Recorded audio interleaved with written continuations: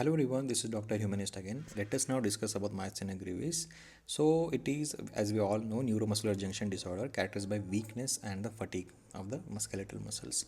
Okay, cause is there is a destruction of acetylcholine receptor, which is in the NMJ neuromuscular junction. What happens is acetylcholine will stimulate the NMJ receptor, that is receptors of the acetylcholine, and thus the muscle contractions happens. So because there is a destruction of these receptors, there won't be muscle contraction enough happening. That's why the patient will have uh, muscle weakness and fatiguability.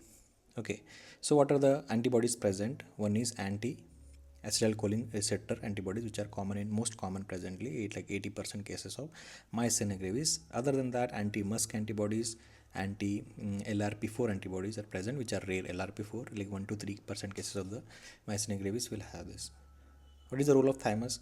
It will be present in 75% in, especially in which there is a acetylcholine receptor antibody present, like 65% of which will have hyperplastic thymus and 10% will have thymomas.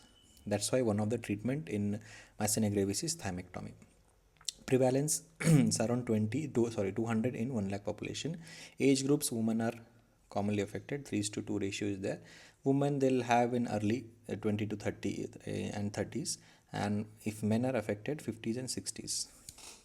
So symptoms, as I said, main is weakness and fatigability. Weakness, it will increase the repeated use, like in the later time of the day. Fatigability is also like that, and it improves with the rest or sleep.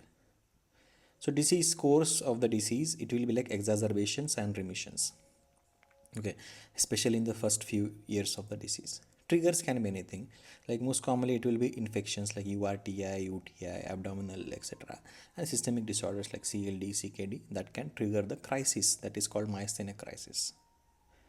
So muscle weakness distribution. If we are talking about cranial nerves, so common initial complaints can be like diplopia, ptosis, facial weakness, snarling expression will be there when they smile, chewing weakness, especially when their prolonged effort is being done, like for chewing meat and all, that is then the weakness is noticed.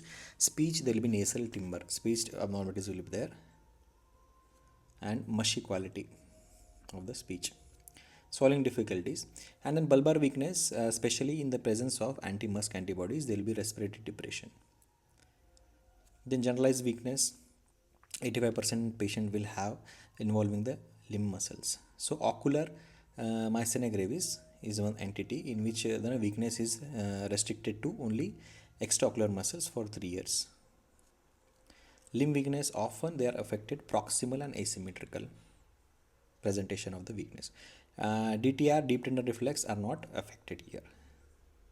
So crisis respiratory assistance is needed. Okay. And now coming to the diagnosis and evaluation. So clinical suspicion, when do you suspect myasthenia gravis? When there is weakness and fatigue in characteristic distribution. As I said, asymmetrical, distributional, proximal muscles are involved, and absence of reflex or sensory impairment. There is no reflex problems and the sensory problems are not there. Then if it's present, then you have to suspect for other diseases, which we'll discuss in down, like differentials of the myasthenia gravis. Now coming to the diagnostic confirmation, one is ice pack test. What we do, we apply ice pack to the muscle, and there is the reduced acetylcholine esterase, which destroys the acetylcholine, that is there, and plus there is a less depletion of the receptors by the autoantibodies. So ice pack especially used on the eyes. Okay, so what happens is there is an improvement of the ptosis. That is one test. And autoantibodies in the blood, like anti acetylcholine receptor antibodies, anti-musk antibodies, anti LRP4 antibodies, also anti-striated muscle antibodies. Other antibodies like anti-agrine, anti-netrine 1 receptor, and Casper 2 autoantibodies. Other than that, what electro diagnostic on repetitive nerve stimulation, what we'll get is, and you have to take care that you have to stop the anti acetylcholinesterase medications like pyridostigmine, neostigmine for minimum 6 to 12 hours, and then you have to perform this test. And repeated stimulation, electrical stimulation, 2 to 3 stimulations per second, what you'll see is more than 10% decrement in the muscle action potential. Okay, that's the suggestive of myasthenia gravis. Next test is anticholinesterase test. Hydrophonium test, they will see the improvement in the symptoms, like extraocular muscle weakness will be improved, speech impairment will be improved. How will you do? 2 mg you have to give IV dose, and then you have to see the response to that. Hydrophonium you use, it is anti cholinesterase, and which is short acting. So quick onset, within 30 seconds the action will start, and duration will be up to 5 minutes. Side effects of like cholinergic, it will be nausea, diarrhea, salivation, fasciculation, syncope, bradycardia. So atropine you have to keep ready in cases of severe bradycardia. Other than that, pulmonary function test we can go ventilatory function, like especially when the patient is in crisis, respiratory impairment is there, then you can do this. Now coming to the differential diagnosis of myasthenia gravis, one is congenital myasthenia syndromes. Okay, it will present as the same weakness and fatigability similar to often starting at infancy and childhood. So atypically, suppose if it's starting in the early, we have to suspect for congenital myasthenia syndromes. Okay, then is drug-induced myasthenia like penicillamine, aminoglycosides, and procainamide. Next is Lambert-Eaton syndrome, which is because of P bar Q type calcium channel autoantibodies. The difference, it will be on repetitive nerve stimulation, the weakness will improve. So it can be present with a small cell carcinoma of the lungs in the older adults and all. Treatment is like that only: plasmapheresis, immunotherapy, 3 bar 4 DAP, and pyridostigmine, which we use in myasthenia gravis as well. Hyperthyroidism, like in the case of Graves disease, one of the differentials. Intracranial mass, oculopharyngeal muscular dystrophy, mitochondrial diseases like this is Kearns-Sayre syndrome, progressive external ophthalmoplegia. Immune checkpoint inhibitor induced myasthenia gravis.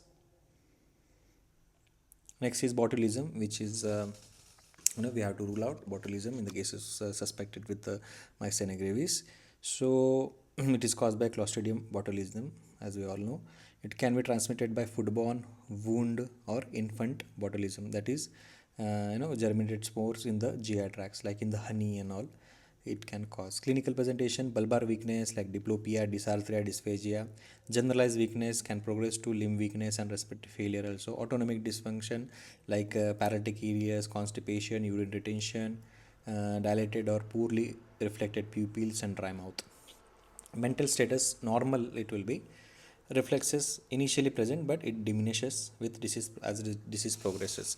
As we know in myasthenia gravis, the reflexes are normal. Diagnosis is done by toxin detection, by bioassays, serum bioassays, serologies, and nerve stimulation test. What we'll see is the amplitudes increase with high frequency repetitive stimulation. But in myasthenia gravis, as we just now saw, it will have decremental effect, more than 10% decrease. Treatment of botulism is like a support, ventilator support for respiratory failure, nutrition, deep DVT prophylaxis with heparin. Antitoxin is the main thing, which is provided free in the government setups, and prevention vaccines are available. Next differential is neurasthenia, that is nothing but fatigue syndrome without organic basis. There is nothing organic cause, but there will be fatigue patient will have. Now coming to the associations. So thymic abnormalities, as I said, around 75% will have that. Hyperthyroidism, patient can have 3 to 8% of the cases will have hyperthyroidism. So other autoimmune diseases like SLE, rheumatoid arthritis, neuromyelitis optica, Morvan syndrome, Ripple muscle disease, granulomatous myositis, etc., and CIDP also. Infection, it actually exaggerated the crisis. So you have to see for infection and the treat the infection as well. What are the triggers? You have to find it out. Now coming to the treatment, so main treatment is with anticholinesterase medications. In that, pyridostigmine is the what we use. The dose is 30 to 60 mg, 3 to 4 times daily. Okay, the action onset will take 15 to 30 minutes, and it will last for 3 to 4 hours. So we have to decide the treatment or the dosage based on the individualized responses. Okay, maximum dose we can go up to 300 milligrams per day. So side effects, just like I discussed, muscarinic side effects, diarrhea, abdominal cramps, salivation, nausea, which you can remember with the mnemonic sludge or dumbbells. Antidote for that is atropine. So this is like, entity where they'll have to differentiate between myasthenia crisis versus cholinergic crisis. So in myasthenia it will same will have muscle weak, both will have muscle weakness, but additional symptoms you have to see that in myasthenia gravis crisis there won't be these symptoms, muscarinic symptoms like diarrhea, abdominal cramps, salivation, nausea, bradycardia, vomiting. This won't be there, but in cholinergic crisis, because overdose of the anticholinergic medications, so these all symptoms will be there, and the treatment is different, right?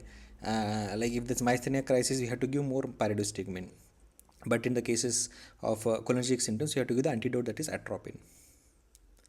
Next is thymectomy. uh, if there is a indications are, one is thymoma, and if there is no thymoma, extensive transsternal thymectomy, it benefits in the patients which are positive for acetylcholine receptor antibodies. So benefits are there, like it improves the strength and function, reduces the steroid use, and long-term benefits also are seen. There is no need of additional immunosuppressive agents and hospitalizations. Okay, for at least 5 years. We have to consideration is that patient selection, it is not beneficial for ocular form of the myasthenia gravis and those with the musk positive antibodies, or which are seronegative, no antibodies are present for them. There is no benefits of thymectomy,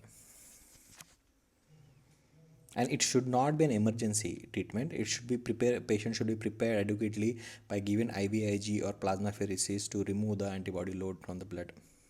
Now, coming to the immunotherapy. So, especially in the crisis, guys, IVIG, Plex are done. Intermediate term objectives. So, like glucocorticoids can be used, cyclosporin, tacrolimus. Within 1 to 3 months, there will be, we can see the improvement. Long term objectives, if you want to follow, then we have to use with azathioprine, mycophenolate mofetil. Okay, next is emerging therapies like rituximab, especially for the musk antibody positive, eculizumab, that is complement C5 inhibitor. Then coming to the steroid therapy, we have to give in a low initial dose and minimize the early worsening. So you have to start with low dose, and we can increase based on the clinical. So these are the different dosage of drugs: mycophenolate mofetil, azathioprine, calcineurin inhibitors like cyclosporin 4 to 5 milligram per kg per day. Tacrolimus is 0.07 to zero point 0.1 milligrams per kg per day. Rituximab also we can use. Dosage is 1 gram, given 2 doses 2 weeks apart. Eculizumab administration in IV every 2 weeks, you have to give it. Trials are going on. These are the recent drugs which are being used currently. Cyclophosphamide, Plex, that is plasmapheresis, 3 to 4 liters per exchange you have to do it for 10 to 14 days. IVIG also same, 2 gram per kg, the same dose which we use for even Guillain-Barré syndrome over 2 to 5 days. Basically, IVIG and IV and plasmapheresis we use before the thymectomy to decrease the load. Investigation does this is FcRn, that is fetal Fc receptors, which are currently trials are going on. So coming to the crisis management.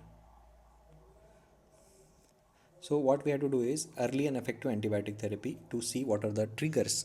Especially in the cases of infection, you have to treat the infection, ventilatory assistance as there is respiratory failure, pulmonary physiotherapy, plasmapheresis, and IVIG.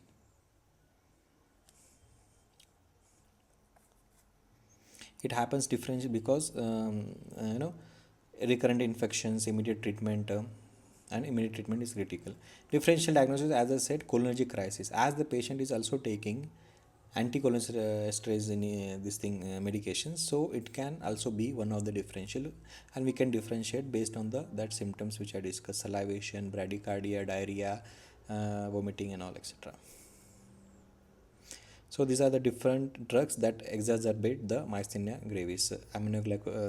Antibiotics are there list, muscle relaxants for surgery which they use like vicurinum, pancurinum, beta blocking agents, local anesthetic agents,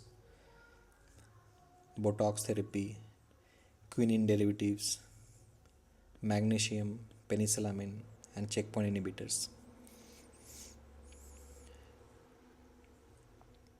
So drugs with important interactions, cyclosporin and tacrolimus, broad range of drug interaction which may raise or lower the levels. Next is azathioprine.